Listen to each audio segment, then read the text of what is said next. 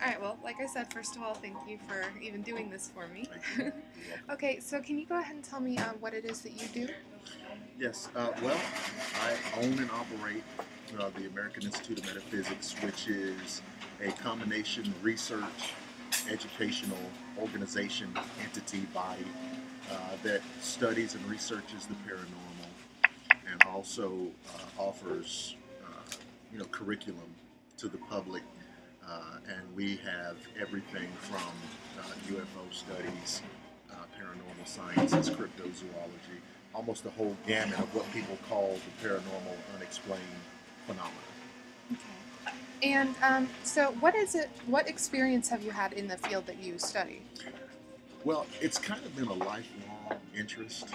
Um, I think everybody kind of grows up and everybody has those family ghost stories. And I kind of got kicked off there. And I read as much as I could. And when you start reading, you go, oh, there's also stories about aliens. And there's also stories about, these weird monsters that they say lives in the lake or river. And, and it just sparks your imagination. And, could this possibly be real? And as long as the answer is yes, it's possible, you just kind of keep. And I just read as much as I could, and I became a student of all things weird and creepy. Mm-hmm. Awesome. Okay, and so what exactly made you choose this field, just besides your interest initially in the paranormal? You know, most of these subjects are, and certainly in the past, have been marginalized by mainstream science, mainstream academia. And not because they don't necessarily think that any of it's true, but because if they address it, you got to rewrite a whole lot of textbooks. Right. And you have to, throw out your master's thesis, etc.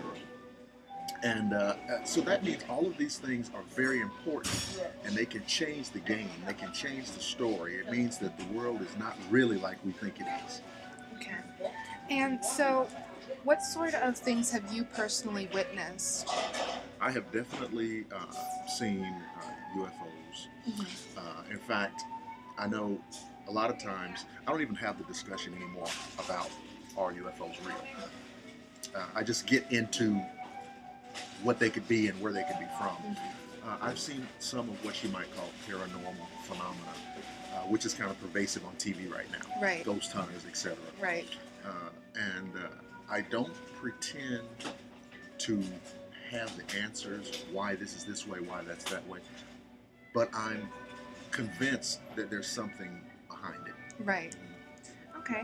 And as far as like your religious leanings, does that affect your view at all? No, because I'm not really religious in the modern day traditional sense, where you're just dogmatic and an ideologue one way or the other. Because I found that there are certain realities that exist exclusive of what you may personally believe. Mm-hmm. And so I don't want to trap myself into a corner where I can't even believe in what I'm looking at because my religion says I can't. Right. So. Yeah. And now, as far as like what you've seen, and I know that one of your colleagues at your institute is actually he's a Catholic bishop, right? Bishop Long, and he actually teaches a demonology course. So as far as things like that go, what sort of rituals get used in courses like that? Like when does it get decided that this is a bad thing and we need to go in and take care of it? Well, right. Now, in Catholicism, there's of course a long drawn out ritual called the Roman ritual, which is the rite of exorcism. And of course people are familiar with that through movies like The Exorcist, etc. But what most people don't know is long before you get to that, a person who is suspected of being demonically oppressed or possessed has to undergo medical and psychiatric evaluation, because typically that's usually where the answer is. Demonic possession is relatively rare, and although if you go by popular culture, you believe that it's, it's happening everywhere every day. Of course. It isn't, but it does happen. Mm-hmm. So what are like some of the typical signs that go along with that?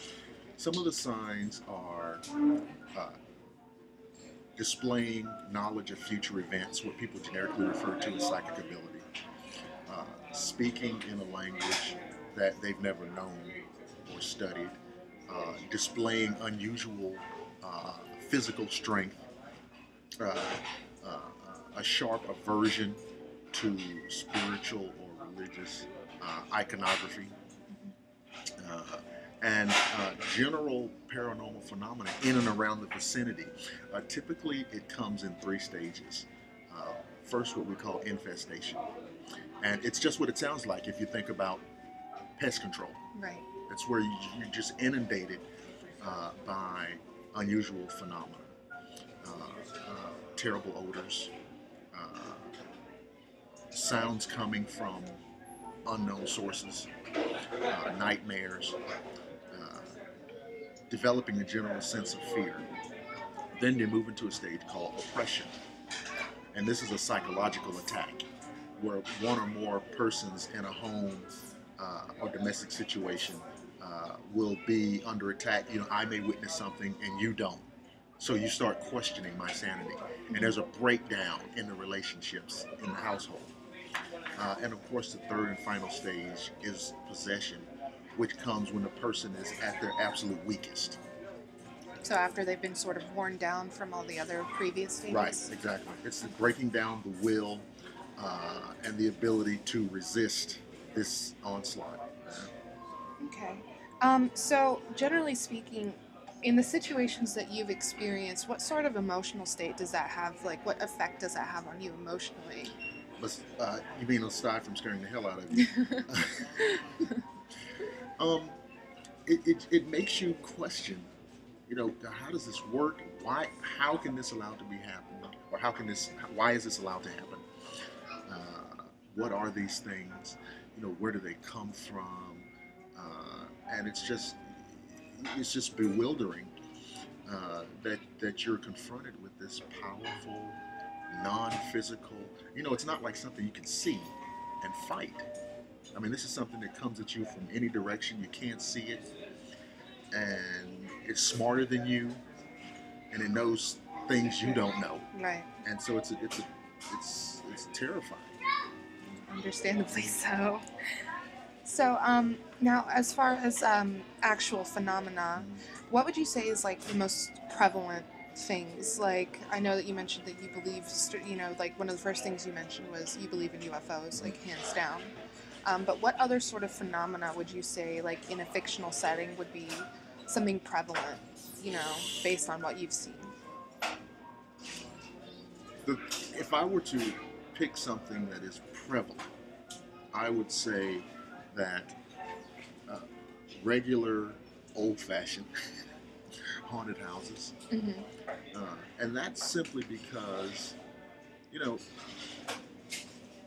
people, there's a lot of people everywhere, and, people live, people die, and, everybody that passes away does not necessarily pass over. And it is not uncommon at all to go into a situation, a house, a building, or what have you, and there will be ghosts. In fact, I'm always suspicious when there's nothing there. Right. Especially, the older, you go into an old town, Mm-hmm. an old community, where you've had generations, maybe even centuries, something's going to be there. Mm-hmm. And so, what would you say that there are different levels of these beings, like ranging from like the very like just non-threatening to like, oh crap, what is that?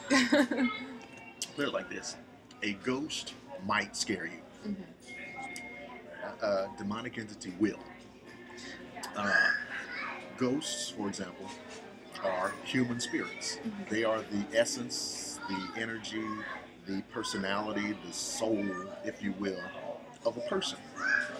And so when you think of ghosts, they're people. Mm-hmm. And think of it this way. You've seen maybe a veteran with maybe an amputated arm or an amputated leg. but it doesn't make him less of an individual. Right. Think of a ghost as a person whose entire body has been amputated. Okay? That's what they are. And they may scare you because you don't see them, you just see the after effects of their presence. Then there's something that we call elementals, which are spirits or entities that are connected somehow to the earth or nature. And you see this recognized a lot, for example, in Native American belief systems and African beliefs, and a lot of indigenous belief systems. Typically, these are not necessarily malevolent towards us. They're kind of indifferent. They can take you or leave you. You leave them alone, they leave you alone. And then you have this other type that we were talking about, this non-human type of entity that was never alive in the traditional sense. And they are totally malevolent towards us. And they just seek to invoke fear and havoc, and they seem to be just totally obsessed with evil and negativity. Yeah.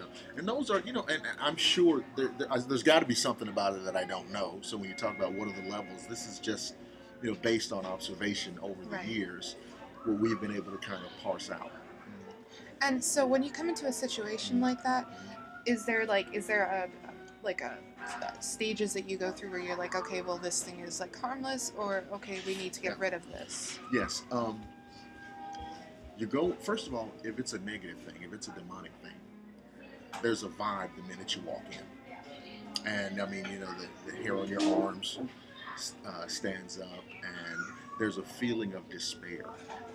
And there's also the feeling that something despises you.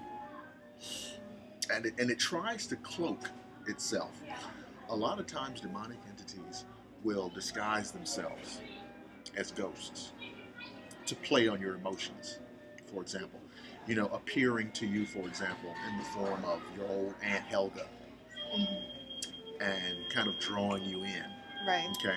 So you have to be careful of that. Anytime there's a ghost phenomenon, you have to kind of back up and make sure that it is what it looks like.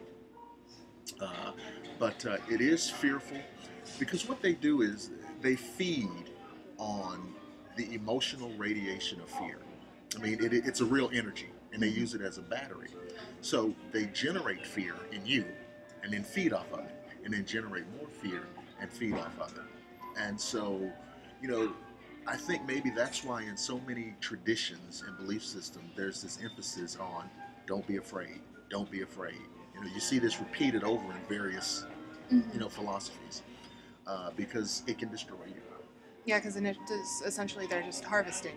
Exactly. They it's almost like, the bees collect the pollen, but they also cross-pollinate while they're doing it. So they're literally, setting up the next cycle while they're getting what they need. Right. And so the same thing happens here. Okay. Now, is there anything that I haven't asked you that you want there's to tell millions me? of stuff. But no, that's very comprehensive. There's so many, angles and avenues and side streets you can go with this. But you did well. Well, thank you very much. Let's go ahead.